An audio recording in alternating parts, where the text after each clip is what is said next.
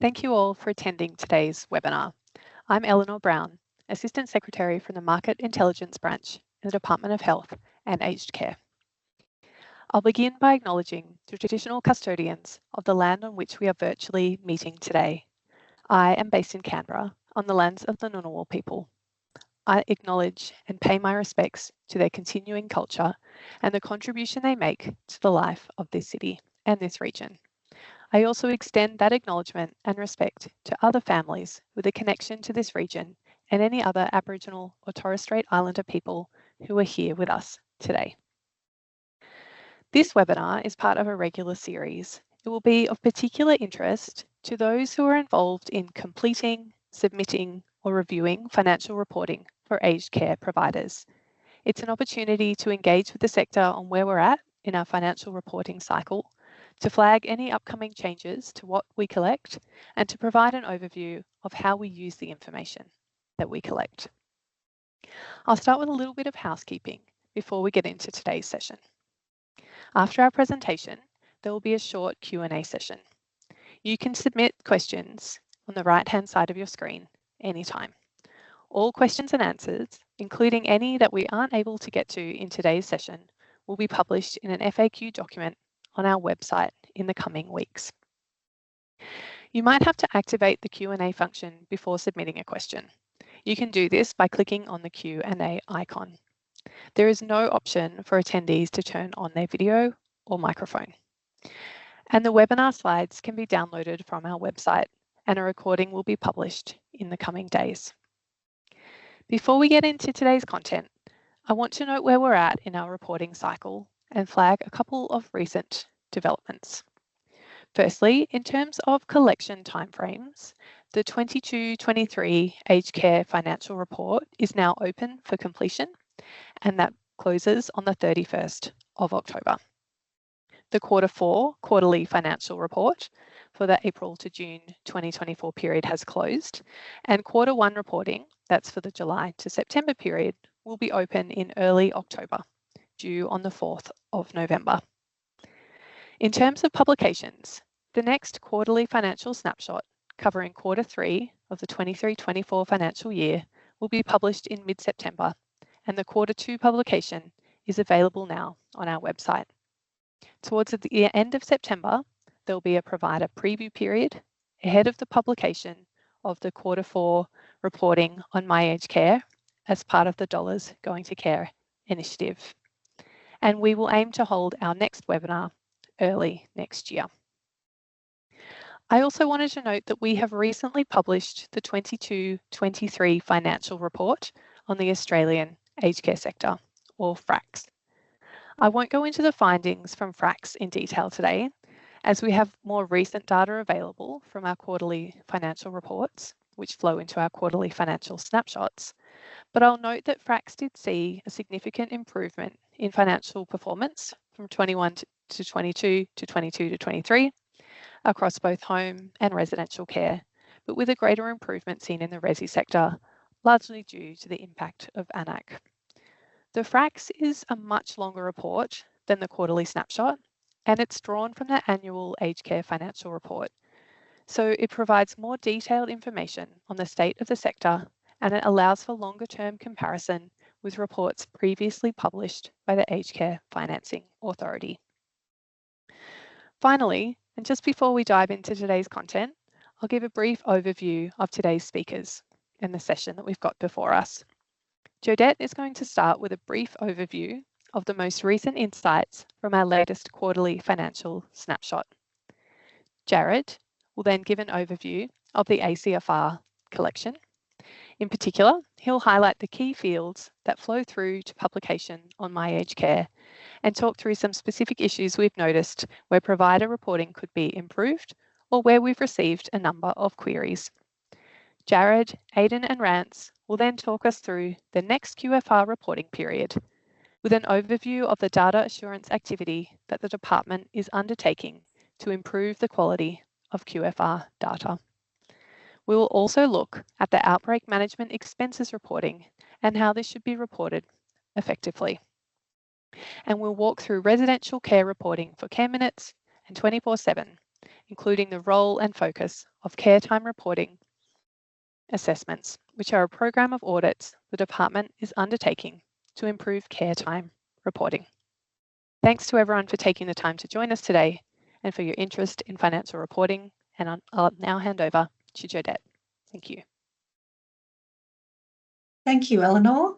Good afternoon. My name is Jodette Kotz, and I'm the Director of the Financial and Prudential Reform section. My team is responsible for the development and publication of the Quarterly Financial Snapshot, or the QFS. The QFS mainly draws upon data submitted by providers through the Quarterly Financial Report. As you may know, the first QFS was first published in February 2023. Since then, we have published another 5 reports, with the next report covering Quarter 3, 23-24, due to be published in mid-September. This afternoon, I will take you through the headline financial results reported by residential and home care providers. I will then talk through results reported by residential aged care providers in one focus area, food and nutrition. On this slide, we've displayed some of the key features of financial performance for the residential aged care sector. The chart on the left-hand side shows the year-to-date net profit before tax per resident per day. Results are presented at the sector level across the 6 quarters. Since we started reporting, we have seen the year-to-date net profit before tax increase from a negative $27.89 per resident per day to a positive $8.75 per resident per day in the most recent quarter reported, which is Quarter 2, 23-24. On the right-hand side, we can see that the performance results for Quarter 2, 23-24, which is October to December 23. In this quarter, 64.6% of providers were profitable, up from 46.4% this time last year, Quarter 2, 22-23. As a result, 59.3% of residents across Australia were being serviced by a profitable provider in Quarter 2, 23-24. This is up from 29.6% of residents in Quarter 2 of 22-23. There are a few key government reforms which have influenced these results. A major contributor to the improved revenue is the increase in government funding provided through the AN-ACC funding model. Over the year, between Quarter 2, 22-23 and Quarter 2, 23-24, AN-ACC funding has increased by over $1 billion. This funding increase is in response to the Fair Work Commission's interim pay increase of 15% in the aged care work value case and 5.75% in the annual wage review. On the expense side, we also saw an increase in wages as staffing adjusted following the introduction of the mandatory care minute and 24/7 registered nurse requirements. In addition to increased wage expenses, another contributor was the residential aged care providers writing off bed licences. This follows the government's decision to no longer allocate residential aged care places to providers through a bed licensing system. Instead, older people will be directly allocated a residential aged care place so they can receive care from their chosen provider. This policy change aims to increase choice and competition in aged care services. We're expecting to see a continuation of the bed licence write-offs expenses until 30 June 2025 when that expense ceases. Finally, it is expected that labour costs will continue to increase as services start to increase salary and wages to meet both their service-specific total care minutes and registered nurse targets. At the time of reporting, 50% of services were not meeting these targets. Now we'll move on to the home care results, where we have pulled out the same headline figures for comparison. As you can see, on the left-hand side, the net profit before tax across the home care sector has been more stable across the 6 quarters when it is compared to the residential aged care sector. The figures have ranged from a low of $3.59 per resident per day in Quarter 2 of 22-23 to a high of $5.68 in Q1 of 23-24. On the right-hand side, we can see the performance results for Q2 23-24. In this quarter, 75.9% of providers were profitable. This is up from 73.8% in Q2 22-23. As a result, 81.3% of home care recipients were being serviced by profitable providers in Q2 23-24. This is up from 70.2% in Q2 of 22-23, or the comparable time the previous year. Like the residential sector, the changes in revenue and expenses in the home care sector are being influenced by some broader reforms. Revenue increases are primarily attributed to an 11.9% increase in the home care subsidy and supplements due to the Fair Work Commission decision for an interim increase to minimum award rates of 15% from 30 June 23. As expected, this decision has also resulted in direct care expenses for home care providers rising during this time. We will now touch briefly on our QFS focus area for the webinar, Food and Nutrition in Residential Aged Care. We've picked this topic for today as providers have indicated would be of interest, and we'll look to focus on a different topic for each webinar. As you can see in the chart on the left-hand side, the median total costs of food and ingredients per resident per day has increased over time. In Q2 23-24, the median cost was $14.57 per resident per day. This is a 17.2% increase from the median cost in Q1 22-23, which was $12.43 per resident per day. Additionally, residential aged care providers are spending, on average, 83.1% of their total food and ingredients costs on fresh food and ingredients. It is important when looking at this data to remember that the amount spent on food and ingredients per resident per day is only one indicator of food quality. It should not be taken in isolation, as it does not consider important factors such as resident satisfaction with the meals, the cooking and preparation method, and overall nutritional status or needs of the residents. Additionally, the improvement in results between Q1 and Q2 of 23-24 has been influenced by marked improvements in data quality submitted by providers. Following service level previews of food and nutrition information on My Aged Care during this period, providers have had the opportunity to correct the data submitted. The last thing I want to touch on today is the new QFS data extract, which will be published alongside the Q3 23-24 report on the department's website. The extract will contain all headline figures from the QFS reports published to date, including financial performance, care minutes, wages, and viability results. We're publishing this information in Excel format following feedback from the sector that would be valued for their own monitoring and benchmarking work. We look forward to receiving your feedback on the extract. We hope you enjoy this initiative. Today's presentation. And if you have any other feedback on the QFS reports more broadly, we will place our email address, in the comment section in a moment, and we welcome your thoughts. Thank you again for your time today. I'm now going to hand over to Jarrod, who will speak on the requirements of the Aged Care Financial Report. Thank you, Jodette, and good afternoon to those listening in. As Elle flagged earlier in the presentation, the Aged Care Financial Report portal opened on the 9th of August and will close on the 31st of October. In contrast to the QFR, which is on the Government Provider Management System, the ACFR is on the Forms Administration portal. There'll be a strong emphasis on data quality assurance for this year's ACFR.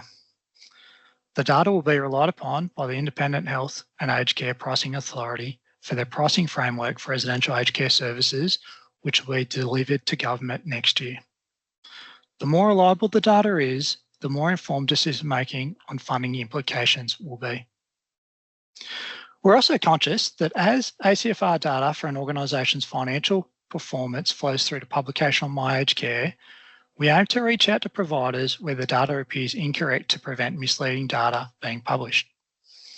We hope this avoids embarrassment for the provider or unfair comparisons being made by a person between providers when they are considering their provider of choice. This slide provides a brief overview of what ACFR data is to be displayed on My Aged Care. It repeats messaging from the last webinar, but it's important to briefly touch upon again, given the ACFR is currently open. For home care and residential care providers, ACFR data is displayed on the Finance and Operations tab and is used for expenditure, income, and surplus or deficit information. Please note that your 22-23 ACFR data will continue to be published on My Aged Care until February 2025, when the 23-24 ACFR data is scheduled to be displayed.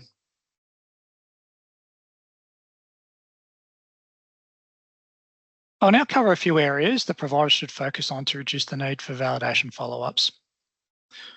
I'll begin with home care providers.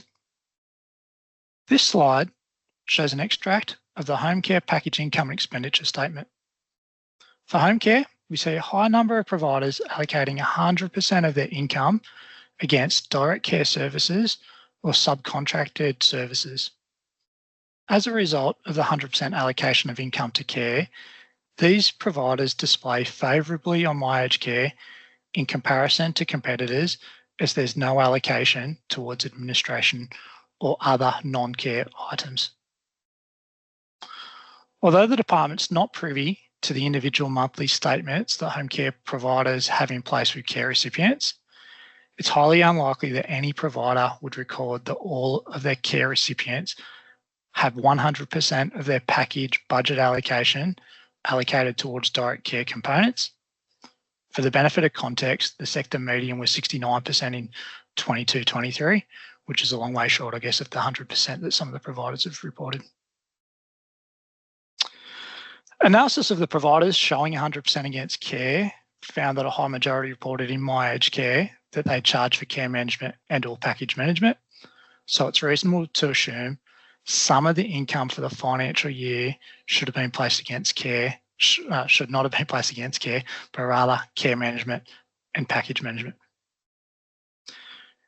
Care management forms part of every home care package, even for providers that solely have care recipients, I guess, that are self-reported, self-managed care recipients. The department is still aware that providers still charge against the package for care management for those care recipients. Package management, amongst other things, covers the cost for compliance activities, such as reporting through the ACFR and QFR. So we expect to see providers meeting reporting requirements for them to be charging care recipients against package management. In summary, if you charge care recipients for care management and or package management, please record data against care management service fees and package management service fees under income. Conversely, for expense reporting, if you have staff engaged in care management work, we expect to see expenses recorded under care management, and for package management under administration and support.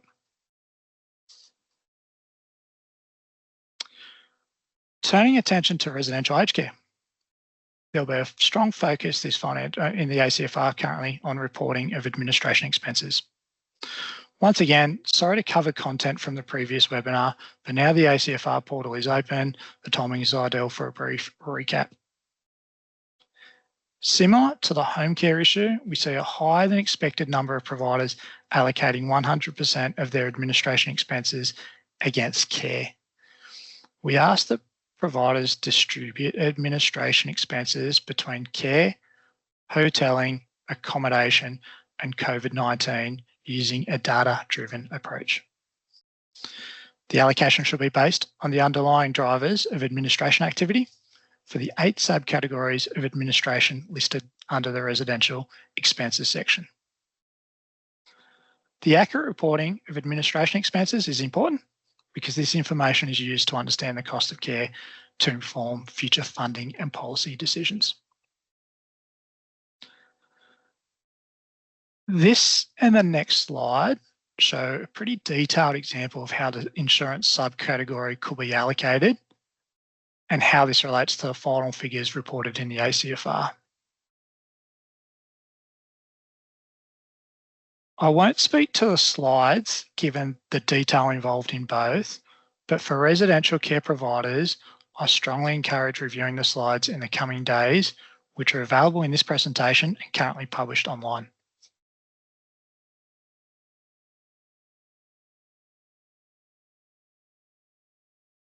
This is just a really brief slide here. I guess it just provides a few handy tips to minimise the likelihood of being followed up at a later date to validate information. Very conscious, I guess, providers for both the QFR and the ACFR, it is a frustrating thing to be followed up post-submission sometimes to validate information. So here's a couple of tips to maybe help with, in particular with the ACFR process. When completing your ACFR submission, ensure that the totals in the general purpose financial statements match what you have reported in the approved provider level income statement, balance sheet, and cash flow statement. If there are any variances, send the reasons why to health@formsadministration.com.au when you submit. The last one there, if validation or explanation messages appear when completing your submission and you are unsure if the data is correct, please contact Forms Administration to discuss before submission rather than trying to find an alternative workaround figure to try to find a way to get around the validation error.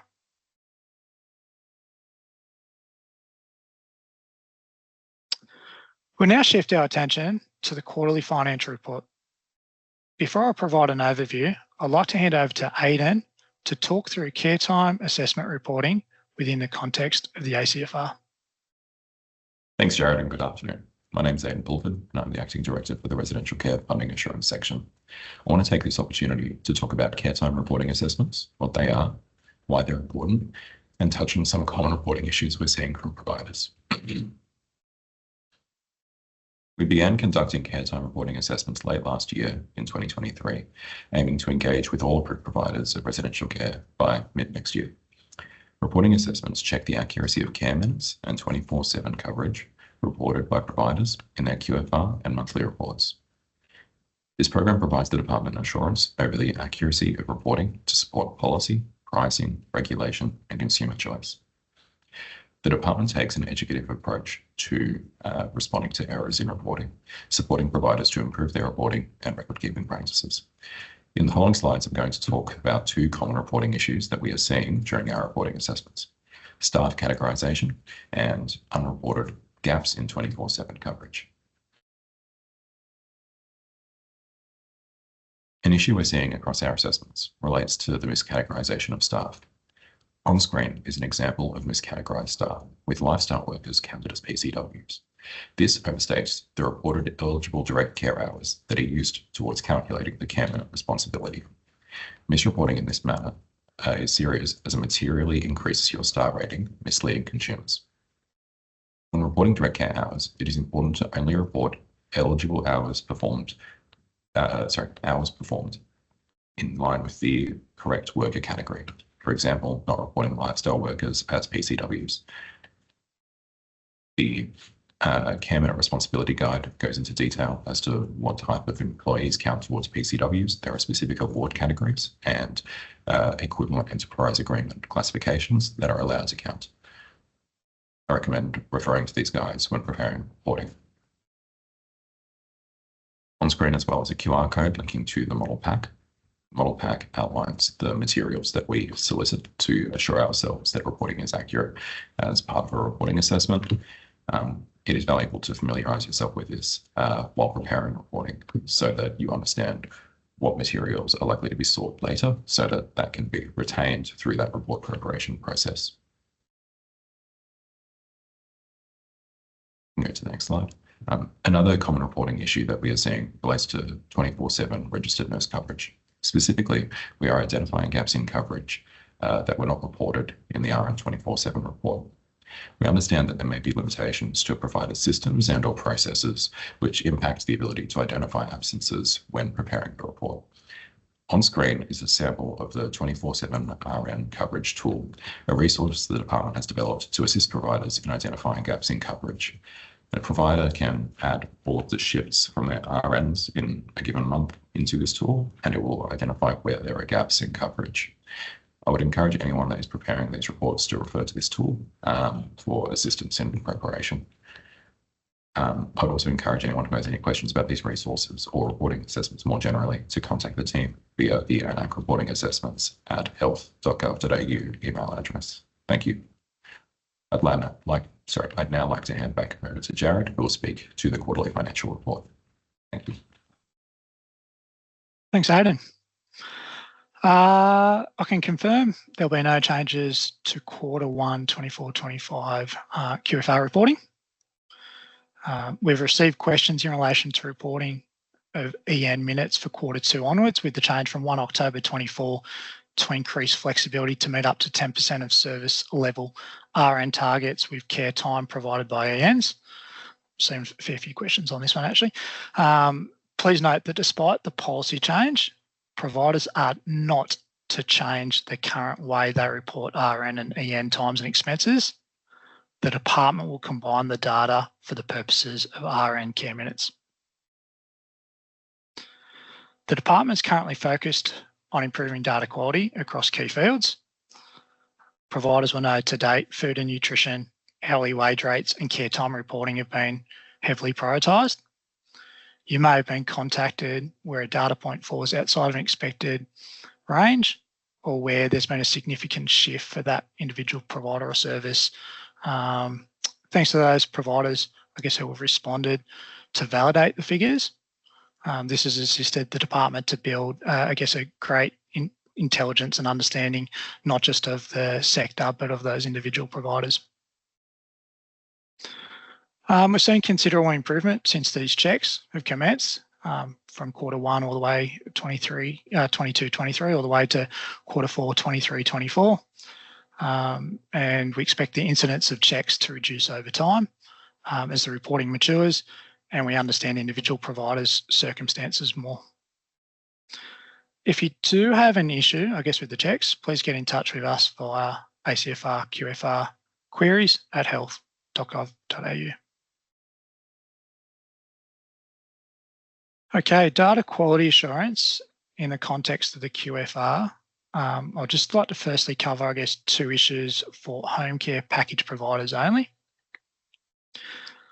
Firstly, it's common for home care providers to report hourly wage rate data for RNs and ENs, but not to provide data in the home care labour costs and hours tab for the labour costs and labour hours worked in the quarter against RNs and ENs.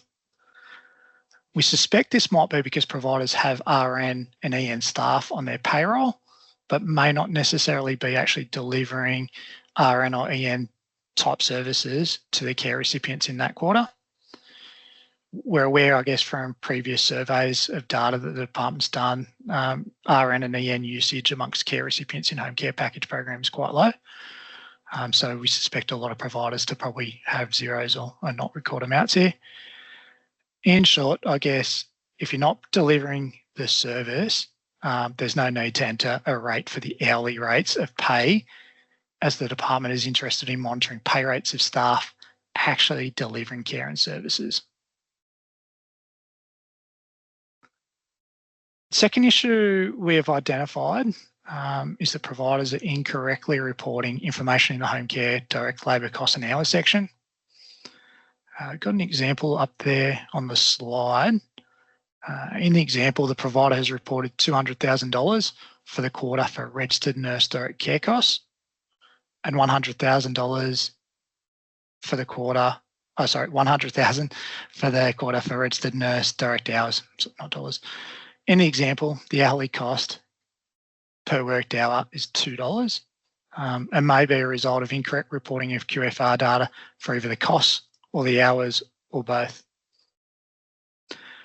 Just to mention, I guess, before submitting your QFR, if you could please ensure that you check each data item reported in the home care labour costs and hours using the same methodology, same calculation. Please also note the calculated hourly cost per worked hour for employees is expected to be higher than the average hourly wage rate that you report in the QFR. Unlike the hourly wage rates, which is the base hourly pay rate and excludes on-costs, the direct care labour will include all on-costs, including superannuation and leave. I'd now like to hand over to Ransome, who will talk through the outbreak management expenses reporting that was recently added to the quarterly financial report. Thank you, Jarrod. My name is Ransome McLean. I'm the Director of the Emergency Planning and Preparedness section. As Jarrod mentioned, I'll be talking to you today about the outbreak management expenditure items in the QFR. The department has previously spoken to you about the importance of accurate reporting on these items. This reporting is crucial for evaluating the financial impacts of outbreak management and helps inform government decisions on future outbreak management support. It also helps to ensure we can keep the burden to access these supports to a minimum. Reporting on outbreak management expenditure through the QFR keeps it all in one spot, rather than having to report separately as you might have to under a grant-based arrangement. We do acknowledge the challenges associated with these new reporting requirements and want to reiterate that there is support available to assist. Data definitions for outbreak management expenses set out the type of costs that should be included for each of the expense categories. These definitions can be found in the residential expenses and hours tab of the definitions spreadsheet. If you're still unsure of how certain costs should be recorded, please reach out via the email address displayed on the slide. I now want to talk about some of the data quality issues the department has identified through a preliminary analysis of outbreak management expense data reported for Q4. This is the first quarter that this data was reported through the QFR, and we were expecting there might be some teething problems. Hopefully, with a bit more time to plan and a bit more focus, most of these, and particularly the ones I'm about to touch on, can be rectified in the next quarter's reporting. We have observed a number of instances where providers reported no occurrences of outbreaks during the reporting period, even though other data sources indicated that outbreaks did take place. Please ensure you report all outbreaks experienced for the reporting period in question. A number of providers reported zero expenditure associated with outbreak management, even when they have experienced an outbreak during the reporting period. We expect an outbreak would almost certainly incur costs related to managing that outbreak, and it is concerning to see no costs being reported in these cases. Please ensure you contact us if you require assistance with reporting these expenditures. We also note that some providers have identified certain outbreak management expenses as other outbreak costs, when they should be classed under another expense category. An example of this would be the classification of personal protective equipment purchases, such as masks and respirators, as an other outbreak cost, instead of as a preventative measures cost. I would like to again stress the importance of reaching out if you require assistance with reporting your outbreak management expenditure. Finally, we have received a number of inquiries concerning clarification of preventative measures costs. These costs can vary depending on the provider's individual circumstances. Generally, these include expenses related to actions taken to reduce the risk of infections or outbreaks. For example, cleaning costs incurred as a result of sanitizing high-touch surfaces could be considered preventative measures costs related to outbreak management. Cleaning costs associated with external cleaning of windows to make it easier to see through should not be classified as an outbreak management cost. As noted on the previous slide, If you are still unsure of how certain costs should be recorded, please reach out to the department. Thank you for the opportunity to talk to you about this today. I'll now pass back to Elle. Thanks, Rance, and thanks everyone. I'd now like to welcome Jodette, Jarrod, Aden and Ransome back to the stage, and we'll start our Q&A session. Firstly, just to apologise, I can see from the chat some people had issues accessing the slides today. Hopefully you've been able to access them now, and we have put in the chat a link to access those slides on our website as well. And of course, we'll be recording the session and publishing it on the website as well for those who've had trouble with access today. I'll start with some of the questions that popped into the chat during the presentations, and then I'll scroll back to the top and work through some that are coming through or have come through kind of later in the presentation. I can see there's a question here, anonymous question. During the last QFR submission period, there were IT issues in the days leading up to the deadline that prevented providers from submitting information. What should providers do should this occur again?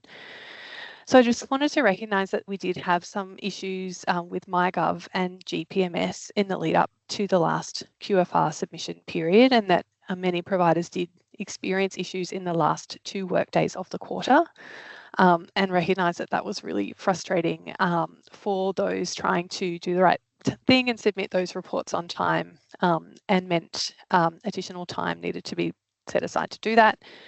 We did try to get communications out to the sector as quickly as we could, but I know there was a period of uncertainty there, and understandably frustration where providers weren't sure what was happening with the system.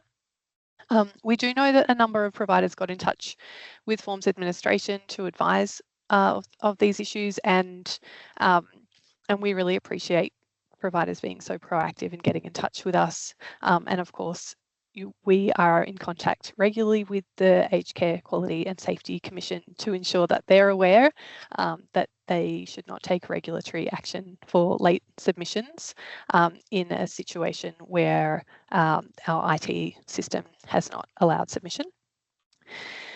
And I want to assure providers really that if this does happen again, we will communicate with you as quickly as possible, and of course work with the Commission to make sure that providers aren't impacted.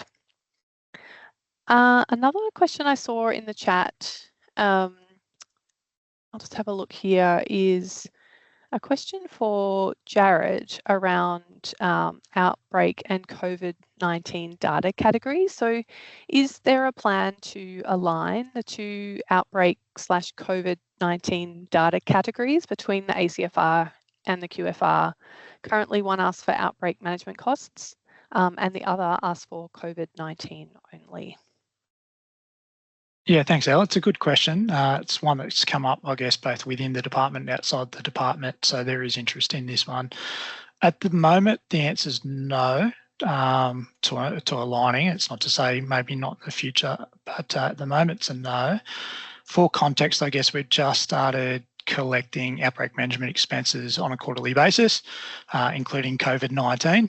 And I know at the moment we've, in the ACFR, since COVID-19 came in, we have been collecting data just on COVID-19 expenses, and for other outbreak management expenses, they've been I guess, accounted for separately through the ACFR. So I do acknowledge, I guess, the bit of the clumsiness in the fact that we do report quarterly, I guess, looking at different types for outbreak management and different types of outbreaks. And then when it gets to the annual one, we're just collecting the information from COVID-19. I think just at the moment with providers, I guess, noting the hourly wage data and outbreak management expenses, making any single change, I guess, to either the ACFR and the QFR, we don't take lightly, because we do understand there are complications and things that providers need to work through to make sure that they're reporting it correctly. So not to say in the future that it's not possible that we will align, and it would be interesting, I guess, through the chat in the QFA, if people do actually see benefit in something like this, give that question a tick or ask that, or put them in the comments. But at this stage, the answer is no, I guess, to aligning it. Thanks, Jarrod.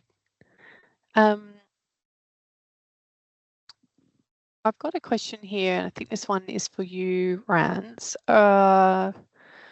Just another question on outbreak management. Are providers only expected to report outbreak management costs if an outbreak occurred during the reporting period? Yeah, thanks, Elle. That's a good question. From the department's perspective, outbreak management costs can occur, throughout the year while providers are preparing for outbreaks. So we do expect all providers to have some costs related to outbreak management in each reporting period, regardless of whether they had an outbreak. An example of a cost incurred in the absence of an outbreak during the period might be the cost of purchasing rapid antigen test kits. This might be done in preparation for an outbreak or to undertake surveillance activities, even when there isn't an outbreak occurring. So, this would be classified as a preventative measure cost and should still be reported, even if the provider of the service hasn't incurred an outbreak during the period. Thanks, Rance. Jarrod, this one's for you in terms of ACFR timeframes and for future webinars as well. Is it possible to bring forward the ACFR content in this webinar to a date much closer, if not before 30 June, given many providers need to be well progressed with ACFR compilation by this time? Yeah, definitely. I guess as a new branch with the new QFR coming in and things like that, I guess we're working through some of the changes just like providers are. But for the 24-25 ACFR, I guess, we'll be presenting one before the 30th of June, probably weeks, if not a month or so beforehand, to kind of just talk about what it will look like. But we will still probably have a follow-up webinar, I guess the next webinar that might be in July or August once it's open, just to actually still cover some things in the ACFR where from the first 4 or 5 weeks we've noticed through the help desk function or through other correspondence providers having trouble. We still want to make sure that we're looping back around. So it's probably covered both before the 30th of June and then post 30th of June. But definitely, I think this year we might have provided the context, I think, on the 9th of July, that webinar, but we will bring that information forward next year. So good question. Thanks, Jarrod. It is, and it's really useful feedback for us. We are working on our kind of future comms plan and making sure that we are, communicating with the sector at the most useful time and with the information that's most useful and interesting to you. So please do feel free in the feedback today to the webinar itself to give us any feedback you like around, what you'd like to hear more of or less of in our webinars, what the most useful timing from your perspective is, and we can build that into our future comms plan as well. Okay, I've got a question for Aden around administration costs. Administration is increasingly time consuming and costly, but we aren't being paid for this increased burden. How can the department expect us to complete this additional reporting? Absolutely, thank you. So in terms of, as that relates to Kotz reporting assessments, the information and documents we request as part of these assessments should form part of the information used to prepare the reports in and of themselves. And so retaining that information as you're preparing the report can help make that process simpler.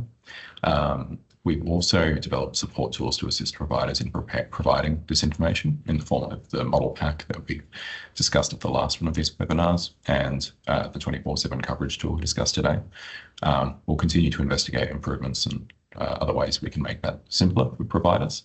And just to address the part about administration costs not being paid for, administration costs are addressed by IACPA's pricing advice, so they do observe increases in the cost of administration or changes in the cost of administration and do account for that when they provide the government their advice with respect to subsidy amounts. And to the extent that that relates to care, their advice does capture that. Thanks, Aden. Jodette, I've got a question for you that I think might have popped up during the QFS section. Can the department provide more useful data to help providers compare their performance? Thanks, Eleanor. Yes, that's a good question. Look, we're committed to increasing transparency through the collection and publication of financial information. In doing so, we're constantly seeking ways to improve the quality of information and insights published to ensure that it is of value to older people and providers. Each time we publish information in the QFS or on My Aged Care, we actively identify opportunities to simplify the information and highlight important insights. As I mentioned earlier, over the coming weeks, we will publish an Excel data extract, which contains all the headline figures from the QFS reports that are published to date, including financial performance, care minutes, wages. This is in response to feedback we received from providers that they want something that they can manipulate to use for their own benchmarking purposes. We'd welcome additional feedback on the QFS reports, the information published on My Aged Care or the new data extract, and your feedback will support us to continue to refine the format and content of the information we published. Thanks for that, Eleanor. Thanks, Jodette. No, that's right. I think the feedback that we receive is really helpful, and it does help us look at, how we can improve this information or what's useful to the sector going forward. And I am really pleased that we'll be publishing that data extract, which was that came out of direct feedback we received from a provider saying that would be useful for them to benchmark their performance. So I think that's a great initiative that we can expect to see come out shortly. Okay, Jarrod, question for you about QFR and ACFR. Most of the information has been reported through the quarterly report. Why do we need to submit an annual one as well? Yeah, thanks, Elle. We'll probably respond in more detail, I guess, in the Q&A after this, but we do ask for more things. I guess it's more comprehensive, the ACFR, other than the QFR. The QFR, I guess we do, although we look for high data quality in what's being supplied, we're conscious that we do ask for data to be supplied within 35 days for 3 of the quarters. Quarter 2, we do extend that for another 10 days. So we're conscious that some providers may be a delay, I guess, in invoicing that comes through from third parties to that organisation. So we do note, I guess, the ACFR does not only picks up more comprehensive data and the data fields that we're collecting things on, like getting data on the parent entity.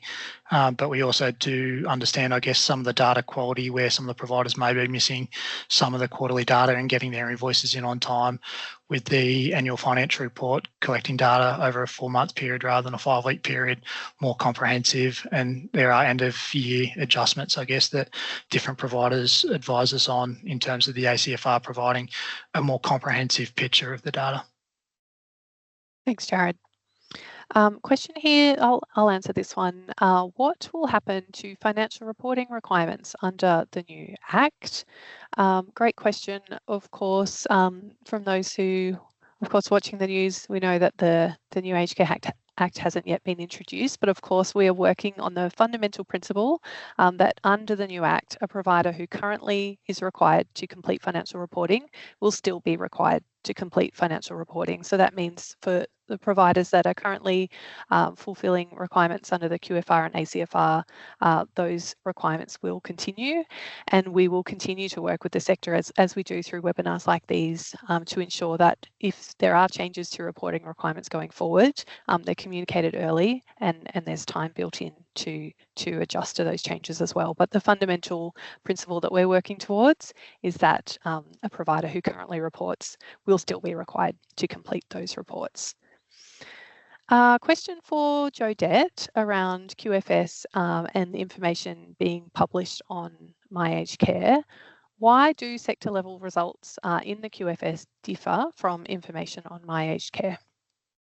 Thank you, Eleanor. This is another good question, and one I asked myself when I first turned up here.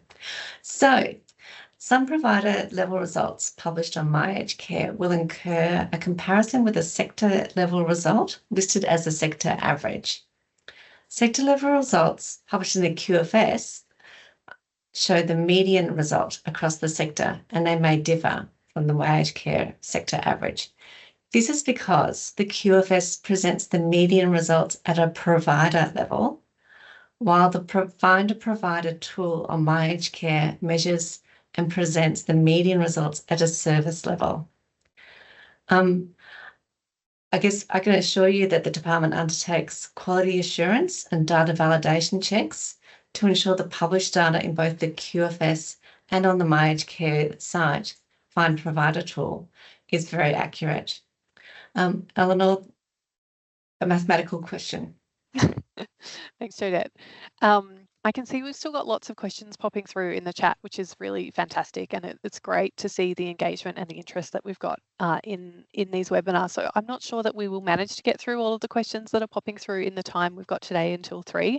But as I mentioned earlier, of course, the questions that we aren't able to pick up in the session today, we will make sure we respond to in our FAQ document that we'll send around after the session. So just want to assure people, if you've still got questions, please continue putting them in the chat and we will get to them. If not before 3 today, we'll scoop those up and respond following the session today. So I'll keep working through the questions that we've got that I've seen pop in on the chat. Now this question is a question for Ransome around outbreak management costs. Why are providers expected to provide an explanation if other outbreak costs are greater than 30% of their total outbreak costs for a service? Yeah, thanks, Elle. That's another great question.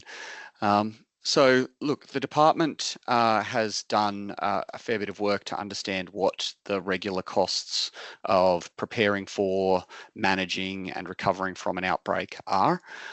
So, and they should be represented in the categories, in the other 4 categories of the outbreak management costs. So we don't expect other outbreak costs to represent such a large percentage of total outbreak management expenditure.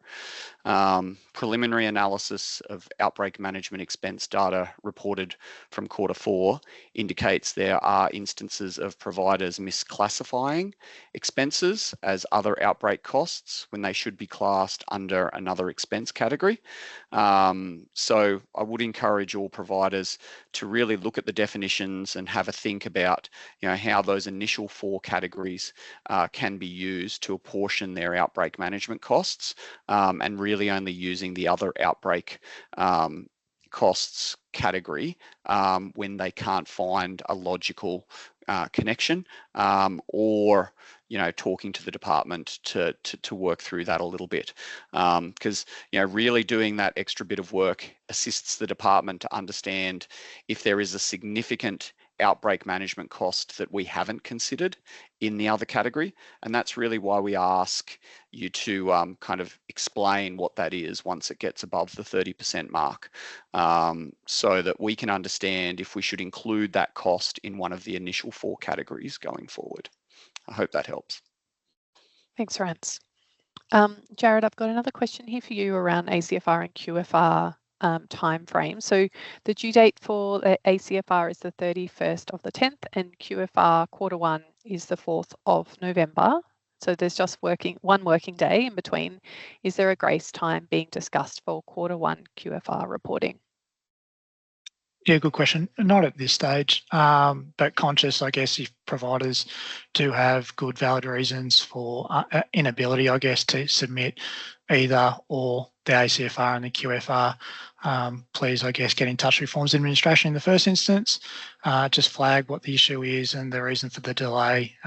We'll take that into consideration, and same with the Quality and Safety Commission, but is something, I guess, that we'll look into, and obviously it's probably come up the last couple of years, I guess, since the QFR. So once again, providers, I guess, if it is something that's I guess does agitate, and it is quite difficult, to encourage people to put in the chat, tick that box or provide comments on that, because it is good feedback, I guess, when we're putting together the timeframes. At the end of the day, we want to get good, reliable data, high quality data.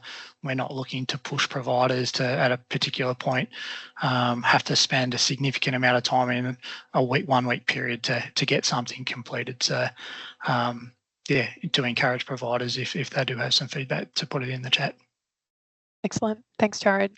Just do a quick scan of questions that have popped in, and I can see our moderators have gone through and answered questions where they can. I think we've probably got time for one last question, and then we'll wrap up. It's a question for Aden. Through a reporting assessment for one of our services, the department has found issues with our reporting of labour hours and costs. Our systems are based around pay cycles, which don't line up with financial quarters. How would you like us to report this information? Yeah, absolutely. You're not the only ones with that issue. So I'd say is that the expectation is reporting is prepared with reference to the period the report relates to, and that the information provided is materially correct. And so we'd ask that providers at least try to report the actual days for the period, and when it's not possible, exercising judgment around apportioning those last pay cycles, or otherwise forming a judgment to provide a materially correct report. That's what we'd ask. And then for a reporting assessment, if we identify issues, we'll still seek correction otherwise. But ultimately, in the first instance, we'd like an adjustment to actually use the correct days, and otherwise just materially correct report. Great. Just on that one, Elle, just to jump in, we do see, I guess, with providers, there's 26 fortnights in a financial year. So I guess you kind of go from 7 fortnights to 6 fortnights to 7 to 6 across the 4 quarters. As Aden said, I guess a number of providers do receive follow-up check-ins from, I guess, forms of administration on their quality of their data, where their data bounces around from quarter to quarter. As Aden said, strongly, I guess, where providers can, if they can try to apportion correctly. It is one extra little area where further validation and follow-ups would be prevented. So, yeah. Great. Thanks, Jarrod. Thanks all. Look, we've got 1 minute left, and I'd like to thank everyone for your time and your engagement today in our financial reporting webinar. We've had really great questions and engagement from the audience, so we really appreciate you coming along. Our next webinar in this series will be early next year, and as we mentioned today, we're very happy to hear your feedback on this webinar and also our financial reporting collection and publications, so please do get in touch. If you could please complete a short survey to help us improve our webinars. You can scan the QR code or follow the link we've posted in the QA, and the survey will take about 1 minute to answer 3 short questions. Thanks again for joining us today, and if you do have any questions, please don't hesitate to get in touch with the department on ACFR QFR queries at health.gov.au, and we look forward to presenting to you again in the coming months. Thank you.